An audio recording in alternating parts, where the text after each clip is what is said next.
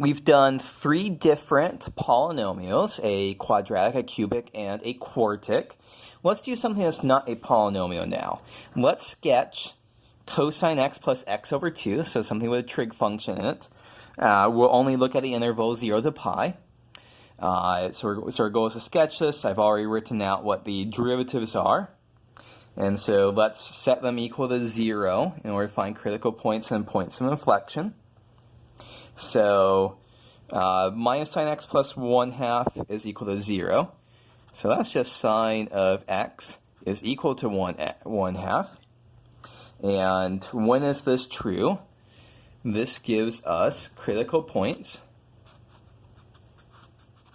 Our x is equal to pi over 6, and x is equal to 5 pi over 6. So note we're only looking at the interval between 0 and pi. If we set minus cosine x equal to 0, well, that's just cosine x is equal to 0. The only possible inflection point is x is equal to pi over 2. So at this point, we've got 2 critical points, a possible point of inflection. We are ready to make a sign chart. So 0 to pi. We're trapping everything between 0 and pi. We've got pi over 2. We've got pi over 6. We've got 5 pi over 6. So we're looking for f prime and f double prime. So we choose some test values here. For the first derivative, if we plug in something less than pi over 6, we'll see that this is positive up here. If we plug in values between pi over 6 and 5 pi over 6, we'll see we get negative values. If we plug in something bigger than 5 pi over 6, it's back to being positive. For the second derivative, if we plug in anything less than pi over 2, but still bigger than 0, we'll see we get something negative. And we plug in things between pi over 2 and pi, we see we get things positive. So let's draw little conclusions here. What can we conclude? So at pi over 2, the second derivative did change. So yes, this is an inflection point.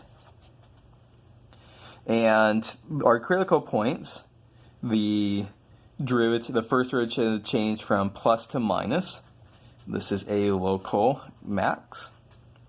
This is a local min. The concavity here is positive, local min. And so at this point, I think we are ready to graph what our function looks like. If we want to, we use a calculator to kind of fill in some values at the appropriate points to think about.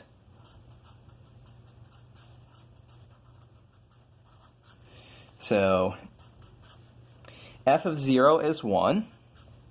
And f of pi over 6 is about 1.13. F of pi over 2 is about 0.79. F of 5 pi over 6 is about 0.44. F of 1 is about 0.57. So, not f of 1, f of pi. So let's make our chart here. So pi over 2, pi over 6, 5 pi over 6, 1. So where are our points here? So we have a point at 0, 1, pi over 6 and 1.13, pi over 2 and 0.79, 5 pi over 6 and 0.44, pi and 0.57. So this isn't exact, but it gets kind of after the picture here. So let's see what's going on. Between 0 and pi over 6, between 0 and pi over 6, it's increasing but concave down. So it looks like that.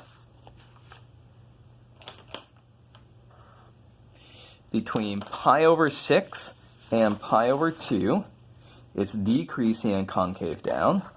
So that's what it would look like.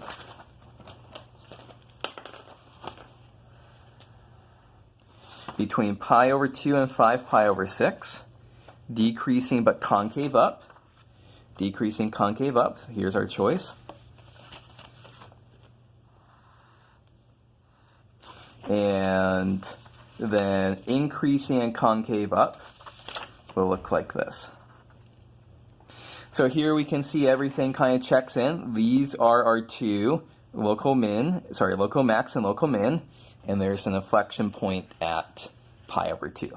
So everything checks out with what we had determined from our sign chart.